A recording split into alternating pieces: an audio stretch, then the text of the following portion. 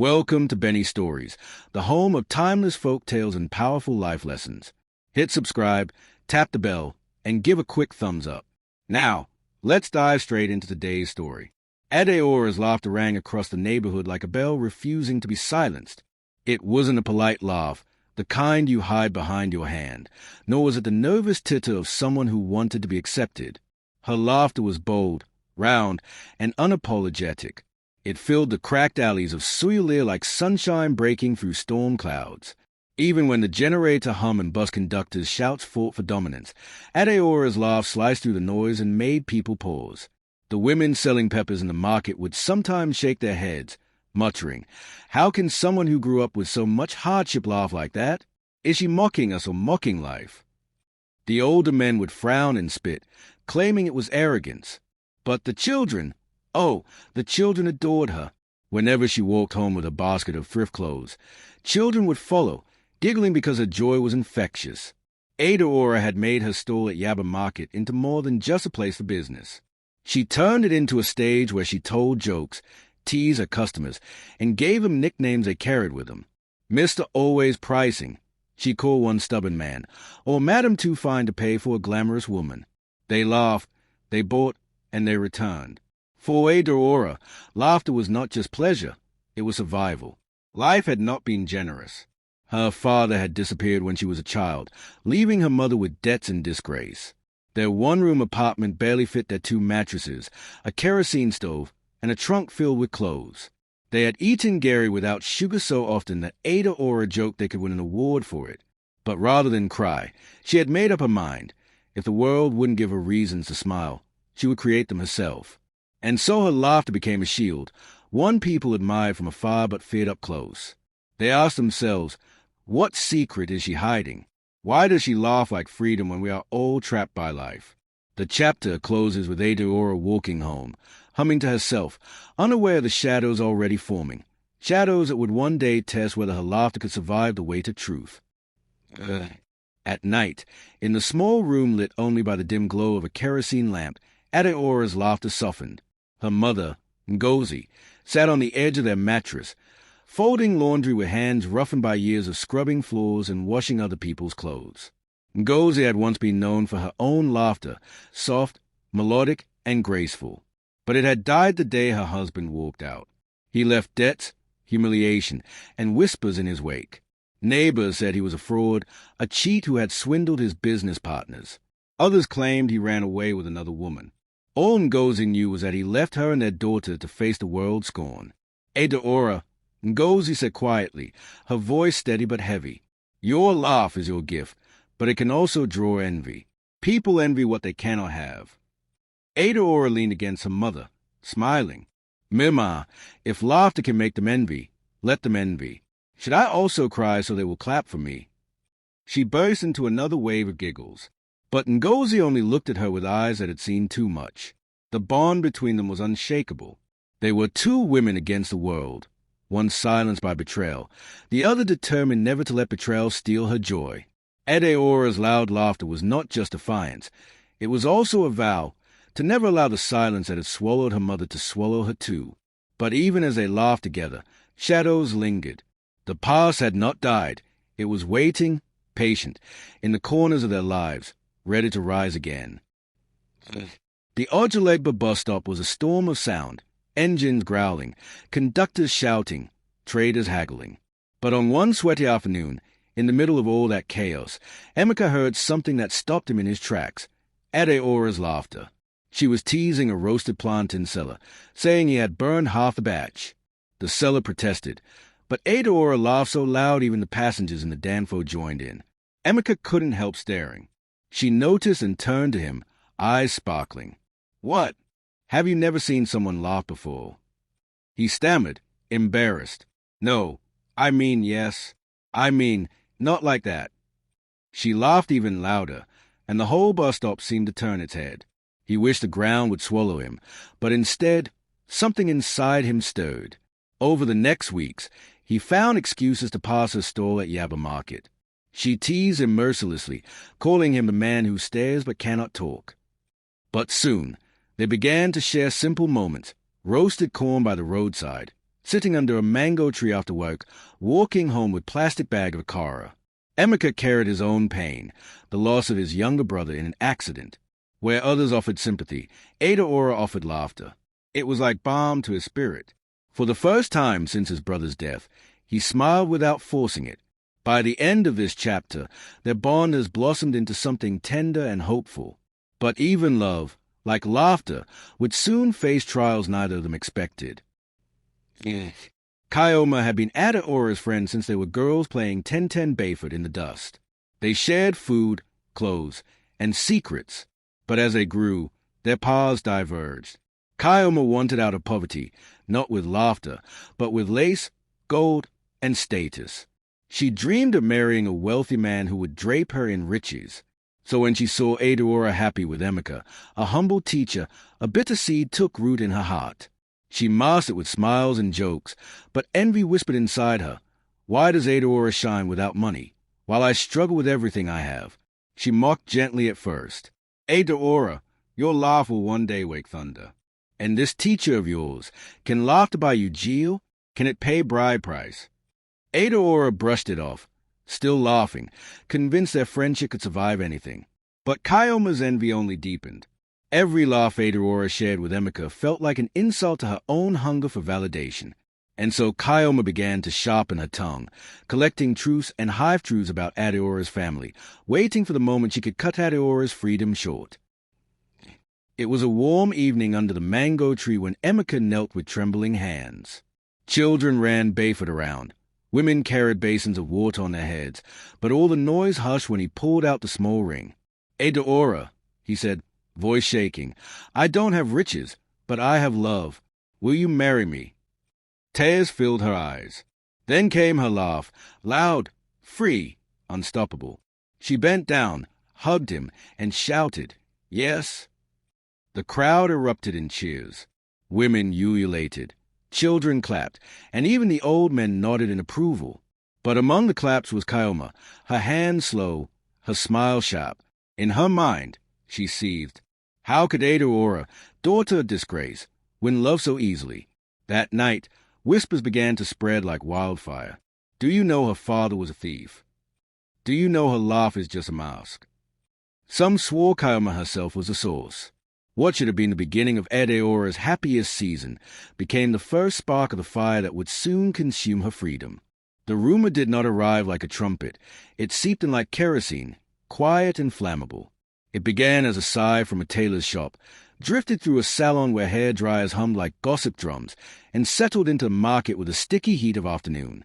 Her laugh is a distraction, someone said, from the shame she carries. Another nodded as if she had always known.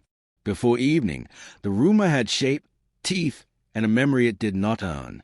Adaora felt it in the way customers stopped calling her playful names and started counting change twice. In the way a neighbor who once borrowed salt now greeted her through a half-closed door. She tried to laugh it off, her reflex, her armor, but her laughter met faces that did not lift. It ricocheted and fell at her feet. At Yaba, she stood behind her stall and wove joy from thin air. "Madam too fine. If you price it again, the dress will cry." Even her best lines landed with thud. The pepper sellers, once her front-row audience, suddenly became ushers, directing their eyes elsewhere. She tasted metal in her mouth, the aftertaste of humiliation. By noon, Kaioma arrived with a sympathy smile that looked like a rehearsed apology. "Ah, Ada, ignore them," she said too sweetly. "People are wicked.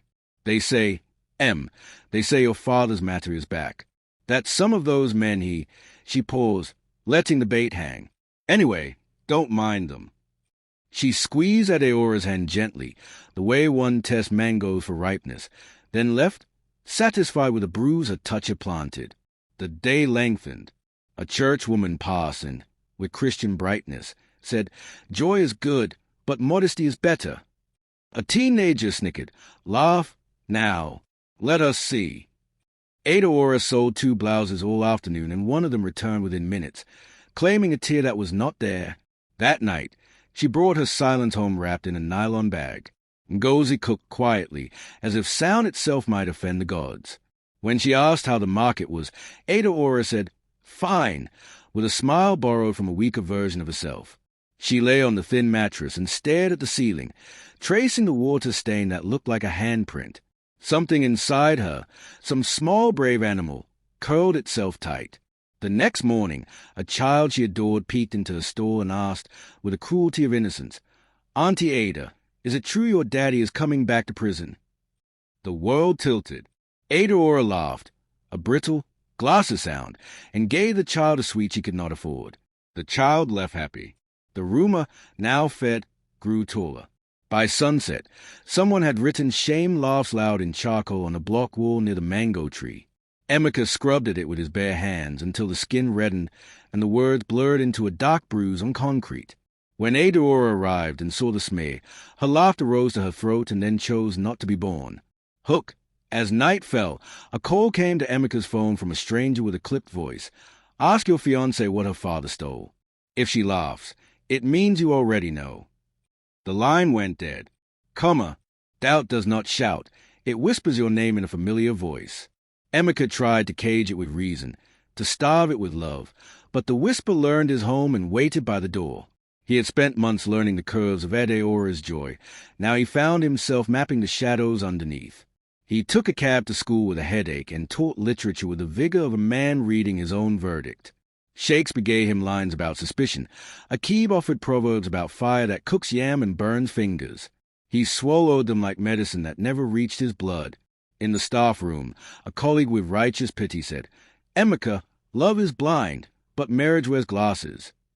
He smiled tightly and left before his kindness boiled into anger. That evening, he met Adaora by the mango tree with plantain and peanuts like an offering. She smiled and thanked him, and for a long minute they ate in a silence filled with street sounds, the clatter of pans, a mother calling, a radio preacher promising miracles for a seed offering. Finally, he said a name as if it might break. Ada. "What are you not telling me?" The words hung between them. Fragile and heavy, Adaora blinked. Her first impulse was to laugh, deflect, soothe, dilute, but some instinct told her that laughter here would be gasoline. "What do you want to know?" she asked. "Your father." The name moved through him like a cough. What did he do? She inhaled. The truth she had swallowed for years scraped her throat coming up. "I was a child," she began. "I know what you know. He left. There was scandal. My mother went silent. We paid debts we didn't create. People said fraud. Others said woman. I only know he disappeared." Emeka searched her face for parts that face away. "And now, they want to bury me with his story," she said, voice steady. "They want my laugh to serve time." He reached for her hand and found it colder than evening should allow. "If there's anything, I should know before we marry. Tell me now so I can defend you with my full chest." She nodded, relieved by his language of loyalty, wounded by the condition buried inside it. "Before we marry." The phrase felt like a gate that might shut. When she couldn't find laughter, she found honesty. "I don't know more than this, Emeka, but I will find out." He kissed her forehead the way you bless a child. It was tender, yes, but somewhere within the tenderness was a tremor. As she walked home, stars freckled the sky, mocking their smallness. Emeka stayed under the mango tree long after the street emptied, his mind building courts where love and suspicion argued without a judge. The next day, a brown envelope arrived at his school address. No stamp, no name. Inside, photocopies of old newspapers. A headline from a decade ago screamed about a local businessman accused of siphoning cooperative funds. The name under the accusation, Obinna, Adaora's father. The article was poorly sourced, the print blurred, but scandal requires no high resolution to be believed. Emeka burned the copies in a metal bin and watched the ash spiral into afternoon, telling himself that paper is not truth. Still, the whisper sat beside him on the bus ride home, folding itself neatly into his pocket. Hook! That night, Emeka's mother called. "My son, bring the girl so we can know who she is. The world is long, but marriage is longer." He promised he would. He did not tell Adaora. Ngozi moved like a woman who had learned to keep sorrow in the joints, places that ache when rain threatens. Adaora sat beside her on the mattress, knees touching, voice low. "Mama, what happened the year Daddy left?" all of it. Ngozi's eyes traveled to the window where night pressed its face against the louvers. Your father, Obinna, worked with men who wore respect like white shirts. The cooperative sang his name when money moved and cursed at his shadow when money vanished. He said he was framed. He said he would fix it. Then he left. Left for who? Adaora asked, braced. A long pause, heavy with old smoke. For you, Ngozi said softly. He said if he stayed, they would eat him, and then us. He said running would draw the dogs away. He called once, from a number that didn't exist the next day, and told me to be louder than shame so it would lose its way to our door. Adaora stared. The story shocked her not because it cleared him, but because it complicated him beyond villain or victim. And you believed him. Ngozi smiled a wounded smile. Belief becomes furniture in a house like ours. You sit on it because standing forever is not life. They fell into a quiet that only mothers and daughters can share, where silence speaks the sentences grief can't carry. Ngozi reached into an old tin and pulled out a faded photograph. Obinna at a ceremony, flanked by men with politician smiles. A handwritten note on the back. I will make it right. No date. No proof. Just ink that had refused to fade like he did. Adaora traced the letters as if they were braille that might tell her what eyes could not. A plan began to knit itself together, half thread, half nerve. Mama, who knows where he went? Anyone? Ngozi shook her head, then hesitated. Auntie Ruth, the one at the cooperative. She stopped greeting me after he left, but later she sent Gary when things were worst. She might know more than she says. The next day, Adaora went to find Ruth, a woman built like a cupboard, wide, useful, full of things you cannot see. Ruth's office smelled of dust and old paper. She looked at Adaora as if she were a ledger line that refused to balance. What do you want? Truth. Adaora said, the word steady on her tongue. Ruth sighed. Truth is what people buy when rumor goes on break. Your father annoyed powerful men. He questioned figures, asked where levies went. When the fire started, he was the one they poured kerosene on. Maybe he did things wrong too. Maybe pride. Maybe shortcuts, but he was not the thief they painted. He was the easiest story. Adaora swallowed. Where is he? Ruth's face became a locked drawer. If he wanted to be found, we would not be in this office. Then, softer, child, your mother carried water through a desert. Don't let people make her drink dust. Outside, the sun slapped her skin. The cooperative's signboard creaked as if it had opinions. Adaora stood in the heat long enough for her anger to learn discipline.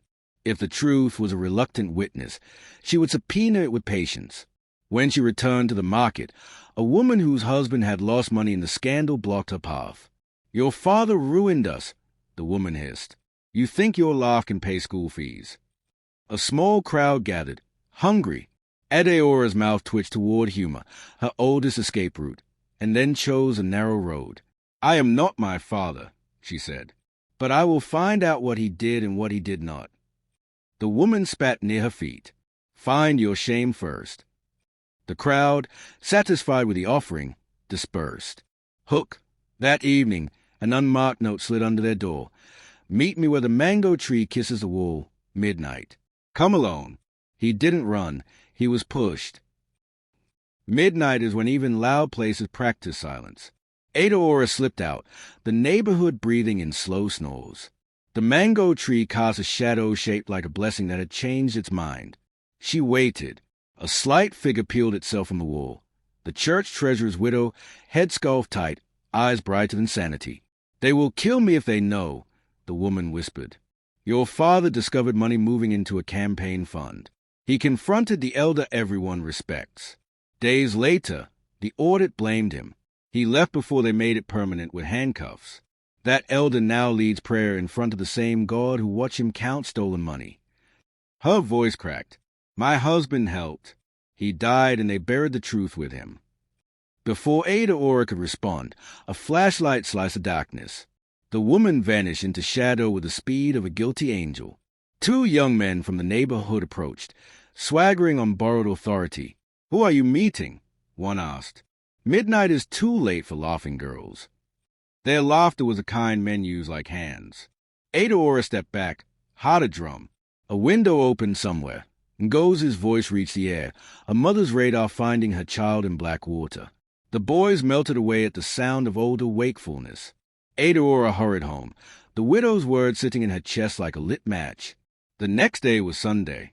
The elder, broad-shouldered, linen-starched, smiled like a ballad, stood at the church entrance shaking hands. Adaora watched him from back, the widow rigid 3 pews ahead. The sermon was on forgiveness, which felt like a joke the heavens told badly. After service, as people milled around, a woman who had once loved Adaora's laughter cornered her. Her head tie was tied high enough to shade arrogance.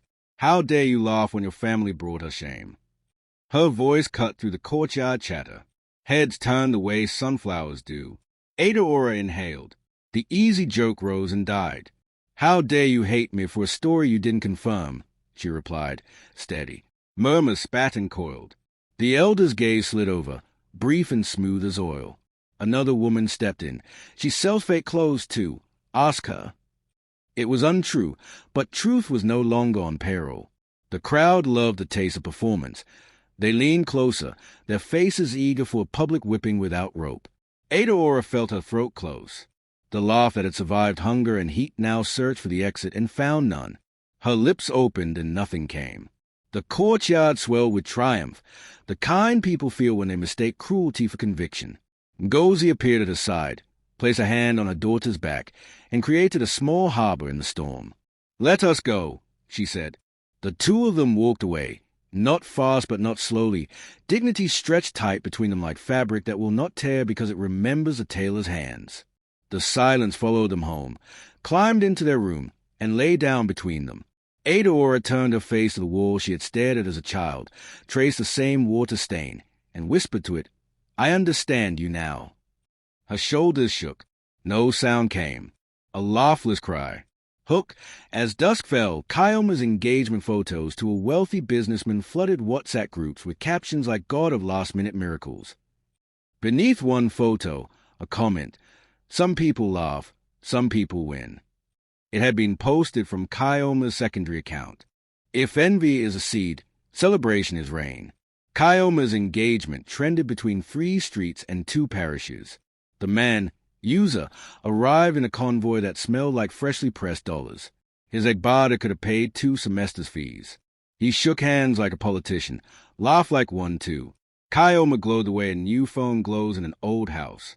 The party was a spectacle of borrowed dreams, rented canopies, chairs that pinched, a DJ who played hits from a speaker that threatened to explode. Women wore gel wrapped like promises. Men drank beer that went warm too quickly. Kyoma floated, her smile backlit by victory. When she saw Adaora at the edge of the crowd, she pivoted like a ballerina who had practiced for this confrontation in secret. "Ada, you came." Kyoma sang, cheek dimpling on cue. "You see what God can do." The question came creamy and sharp.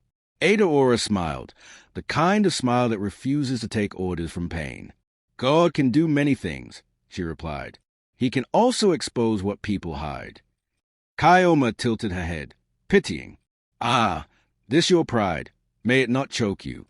Anyway, be happy for me. Not everyone's story is complicated." The word landed like a sly coin in a beggar's bowl. User approached with a grin that belonged on a billboard. "So this is a famous laughing friend," he said, appraising Adaora in one sweep. "I like laughter, but in my house, respect is number 1.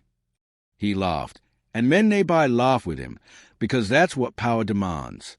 Adaora's stomach tightened. The MC called for testimonies, and people took turns converting gossip into praise. "Kyoma is hard-working," said one. "She waited on the Lord," said another. No one said she had also waited in salons, measuring lives by lace and hashtags. When a friend shouted, "She deserves this." Kyoma's eyes flicked to Adaora like a knife checking its shine. Later, in the corner near the drink stand, Adaora overheard 2 girls whispering. Kyoma said Ada's father stole plenty. That's why she laughs, so people won't ask questions. The second girl nodded, satisfied. Also heard Emeka is reconsidering. Love with receipt is better. They giggled, their youth drunk on borrowed opinions. Adaora found Emeka at the edge of the dance floor, standing like a lamppost, solid, lonely, obligated to watch. He took her hand, squeezed it with a sincerity that made her ache. "Ignore them," he murmured. "We will pass through." She wanted to ask, together, but swallowed the risk. As the night deepened, fireworks sputtered, cheap sparks against a thick sky. Kyoma called Adaora to the front for photos, the choreography of domination complete. "Best friend," she announced into the MIC, pulling Adaora close so the camera would register their proximity as love. The photographer counted down. Flash! In the frozen image, Kyoma's smile glittered. Adaora's eyes told a longer story. After the photos, Kyoma leaned into Adaora's ear. "Advice?" she whispered. "Sugar around poison. Reduce the laughing. In this life, reputation is capital. Yours is an overdraft." Adaora stepped back, chest steady. "If I must stop laughing to become you, I choose hunger." For a moment, something flickered in Kyoma's face, a nervous animal realizing the trap has two doors. Then the MC called for the couple's dance, and the crowd swallowed nuance with fried meat. On the walk home, Adaora and Ngozi moved through pockets of generator light. A group of boys catcalled, then, recognizing her, changed tune. "No more laughter," one shouted. "Tell us a joke." The others cackled, proud of their choreography. Adaora kept walking. Silence, she learned, could be an instrument to, not surrender, but strategy. When they reached a mango tree, they found a small crowd staring at the wall. Someone had painted over the charcoal smear with fresh white, and then, in concise black letters, written, "Truth doesn't need volume, only echo." Emeka stood below it, paint on his fingers, eyes soft. He didn't speak. He didn't need to. The message stood like a promise none of them yet knew how to keep. That night, Adaora lay awake while Lagos rumbled like a god who hates sleep. She thought of her father's note, the widow's confession, Ruth's guarded kindness, the elder's linen smile, Kyoma's performance. She realized her laughter had been a shield. Yes, but also a language. If they refused to listen, she would teach them with a new dialect. Proof. Hook. At dawn, a message pinged her phone from a hidden number. If you want documents, come to the archive behind the old cooperative. Bring a camera. Come before anyone wakes. Ngozi had never been a woman of long speeches. Her silence was her inheritance, a habit carved out of years of swallowing humiliation and chewing bitterness without complaint. But when she saw Adaora sitting at the edge of their mattress, phone still glowing with the anonymous message about the archive, she knew the time for silence had expired. "Mama," Adaora whispered, her voice small, "all my life I have carried laughter like a basket on my head. Now people are filling it with stones. Before I go chasing shadows, tell me, who was my father really?" Ngozi's eyes glistened with something that was not quite tears. She clasped her daughter's hand. Obinna was not perfect. He had pride, and sometimes pride makes a man step into fire without water. But he was not the thief they called him. The men he worked with, men who wear agbada to hide rotten hearts, they needed a scapegoat. He was soft-hearted enough to think truth would save him. Truth does not save here. It only marks you. Her voice trembled. "The night he left, he begged me to keep you laughing. He said if you stopped, they would know they had won. I wanted to tell you everything, Ada, but how do you give a child the burden of her father's shame and her mother's silence?" Adaora stared at her mother, stunned. Her laughter had not been Hayes alone. It had been an inheritance, a secret assignment, a rope her father had tied around her waist before running into the dark. She rose, pacing their small room. "So my laughter was never freedom. It was camouflage. They gave me a mask, Mama, and I wore it like skin." Ngozi stood and pulled her daughter into her arms. "No, Ada, your laughter was survival. You gave people what your father couldn't. Hope. But survival is not the same as freedom. Now it is time to find the difference." Outside, the first rooster crowed, announcing dawn. Inside, Adaora's resolve hardened. She would go to the archive. She would dig until her fingernails bled if that's what it took. Hook. That morning, before she left, Ngozi pressed a faded photograph of Obinna into her hand. On the back, in his handwriting, "One day, truth will borrow your voice." The cooperative's archive was a crumbling building, its walls patched with peeling paint, its windows rusted like forgotten teeth. Adaora slipped in before sunrise, her phone's flashlight cutting through dust motes that danced like ghosts. The files were stacked carelessly, as if truth had no value. She sifted through folders, her hands trembling. After nearly an hour, she found it, document stamped and signed, showing funds moving in circles too perfect to be accidents. The names attached were not her father's, but the elders'. Her heart raced. She began snapping photos feverishly. That was when she heard footsteps. Kyoma, standing in the doorway, silk wrapper tied elegantly, face painted as if she had come straight from a party. She smiled, slow and venomous. So it's true. You are digging in graves. Adaora froze. What are you doing here? Kyoma laughed, a thin, sharp sound. You think gossip travels without shepherds? I was the one who gave it legs. I was the one who whispered until it became thunder. She leaned closer, her perfume heavy. Why? Because I am tired of being the shadow to your noise. You laughed, and the world turned. I smiled, and nobody noticed. Now look at you, your laugh gone, your man doubting, your name dragged. Adaora's throat tightened.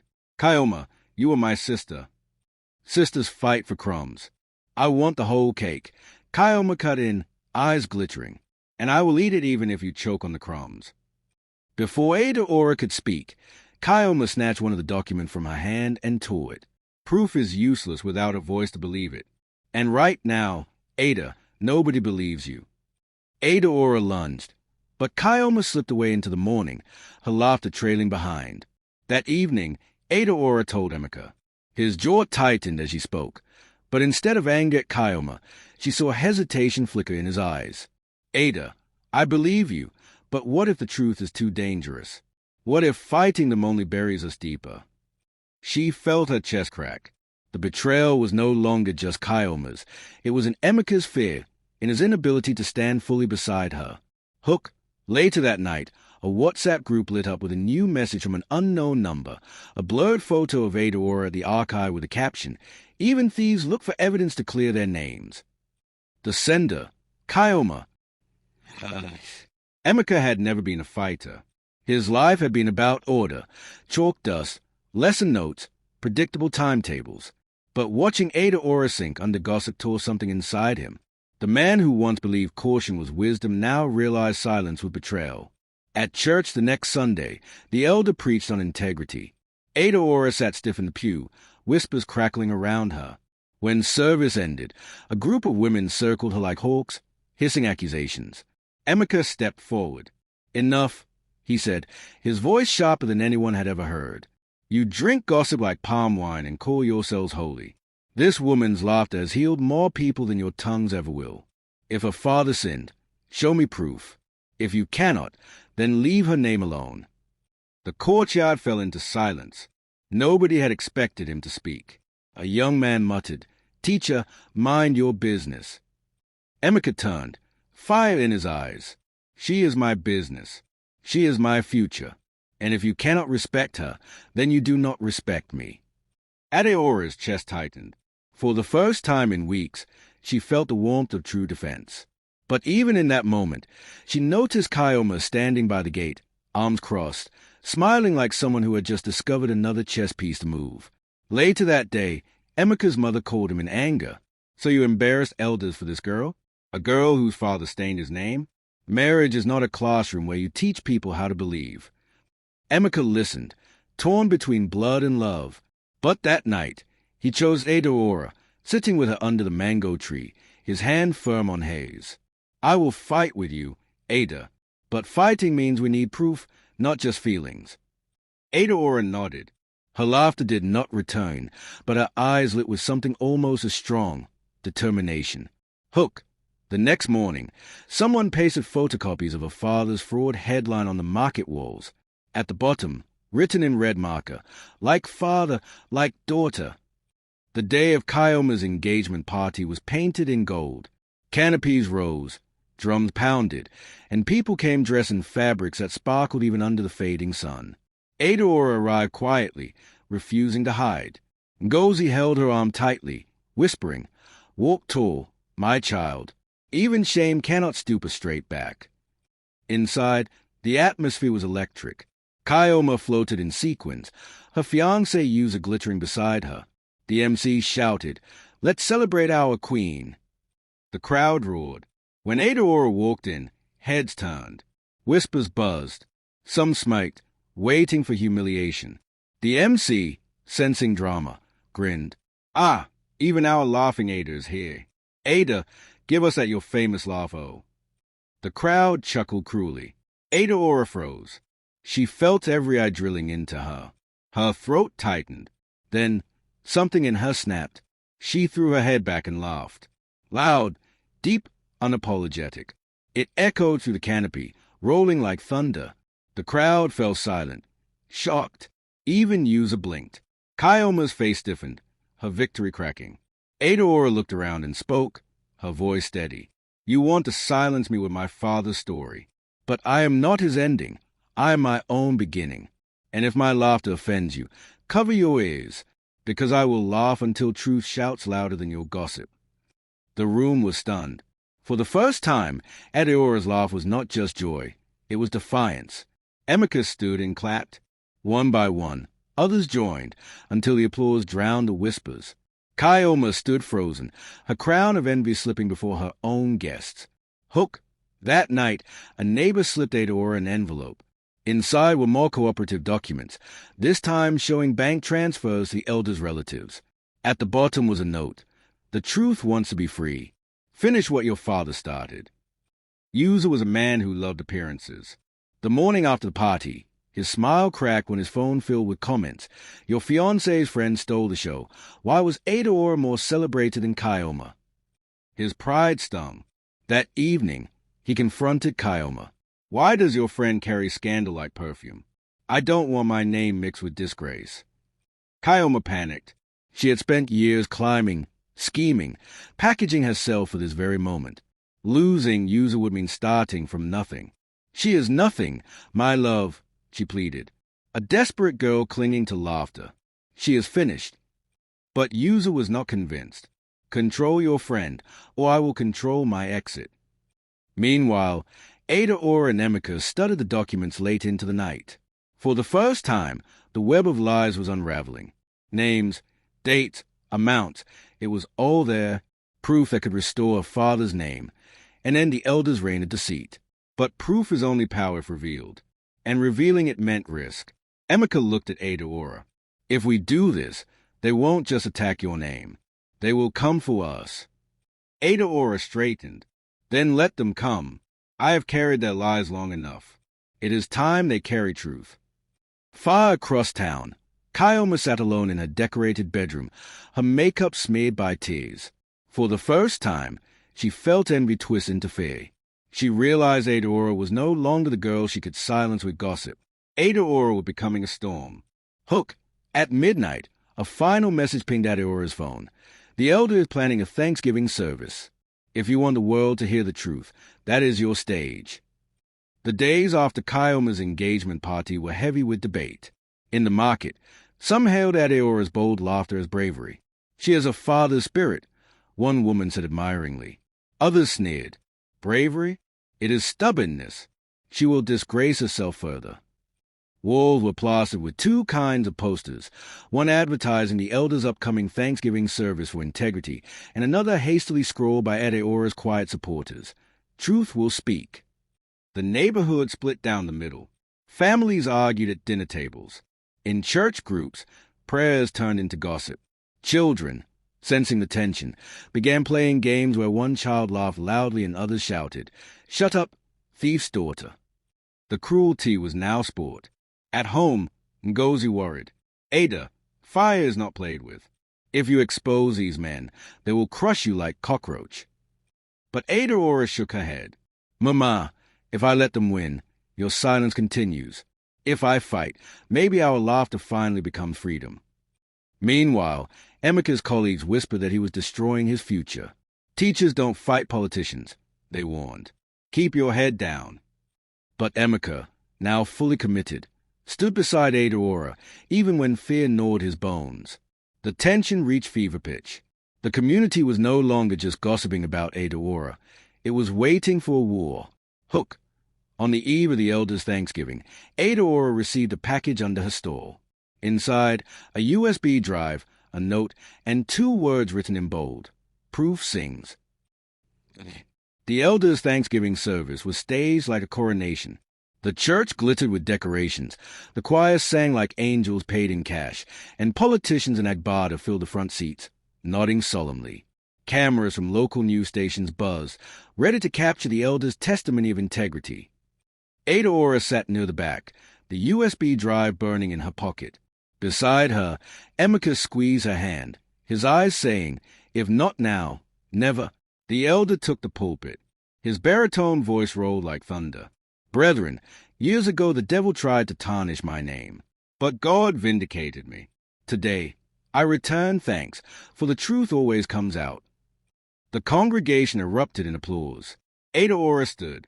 Her heart pounded, her knees shook, but her voice rang clear. "Yes, truth always comes out." Gasps rippled through the hall. All eyes swung to her. Kyoma, sitting proudly in front with Yuza, stiffened. Adaora walked slowly down the aisle, holding up her phone. "For years you called my father a thief. You called me the daughter of disgrace.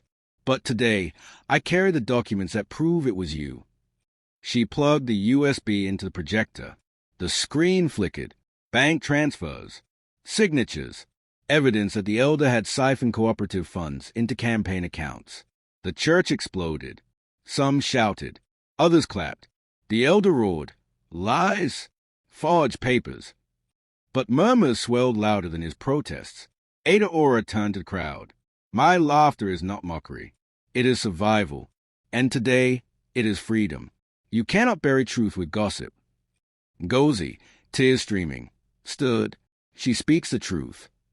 Emeka joined, then others, until a wave of support drowned the elder's shouts. Hook, the elder stormed out, his face pale. But Kyoma stayed seated, frozen, her world crumbling with every clap that rose for Adaora. News spread like wildfire. By evening, the video of Adaora confronting the elder had gone viral on WhatsApp, Twitter, and Facebook. Headline screamed, "Young woman exposes community leader in church." The cooperative was forced to launch an investigation. Within days, the evidence mounted. Witnesses came forward. Bank statements were leaked. The elder's carefully built empire of respect collapsed overnight. For Adaora, the weight she had carried since childhood lifted. People who once whispered now greeted her with hesitant smiles. The same women who hissed in the market now said, "We always knew she was innocent." Adaora didn't laugh at them. She pitied them. Kyoma, however, faced her own downfall. Yuza withdrew from the engagement, claiming he could not be associated with scandal. Her carefully constructed identity shattered. Neighbors who once admired her lace now mocked her desperation. Late one night, Kyoma came to Adaora's store, her face bare of makeup, her eyes hollow. "I never thought you would win," she said quietly. "I only wanted to silence you." Adaora looked at her, heart torn between anger and compassion. "You didn't silence me, Kyoma. You trained me. And for that, I thank you." Kyoma turned and walked away, her shoulders bent under a weight heavier than shame, regret. Hook, the cooperative announced that the elder would face prosecution. His name was struck from community honors. For the first time in years, the narrative had changed. Adaora's father was innocent. The day Adaora's father's name was officially cleared, the community gathered under the mango tree, the same spot where she had once been mocked, where graffiti had branded her shame's daughter. Now, people waited for her to speak. Ngozi stood proudly beside her daughter, her silence finally broken. Emeka held her hand like an anchor. Adaora faced the crowd. "For years, I laughed because it was all I had. But now, I laugh because truth is spoken. My father was not perfect, but he was not a thief. My mother carried silence for too long. Today, I carry freedom." Then she laughed, loud, unbroken, filling the evening air. This time, the crowd didn't snay. They laughed with her. Children clapped, women ululated, men cheered. The sound rolled through the neighborhood, healing wounds, drowning old lies. Kyoma, watching from afar, broke into tears. She realized the envy that had driven her had left her emptier than silence itself. For once, she wished she could laugh like Adaora. The moment was more than victory. It was reclamation. Adaora's laughter was no longer just hers. It was a chorus. Hook. That evening, Emeka knelt again under the mango tree, this time without fear, without whispers, without doubt. Adaora, will you let me spend the rest of my life protecting your laughter? The wedding was small but beautiful. No convoys, no gold-drenched display, only family, friends, and neighbors who had learned the power of truth. Adaora wore a simple Ankara dress, bright and defiant. Emeka, in a crisp white shirt, looked at her like she was the only light in the room. As vows were exchanged, Ngozi wept softly, her silence finally broken in joy. "Your laughter is now a crown, Ada," she whispered. During the reception, Adaora rose to speak. "To everyone here, let my story remind you, rumor can wound, envy can destroy, but truth will always stand. And no matter what life throws, never let anyone cut your laughter short." The crowd roared with applause. Then she laughed again, loud, fearless, eternal. This time, no one called it mockery. They called it freedom. The story closes on a wide shot, Adaora and Emeka dancing under the mango tree, children circling them, Ngozi clapping with joy. The camera pans upward, the sound of her laughter echoing into the sky, no longer a shield, no longer a mask, just pure, unbroken truth.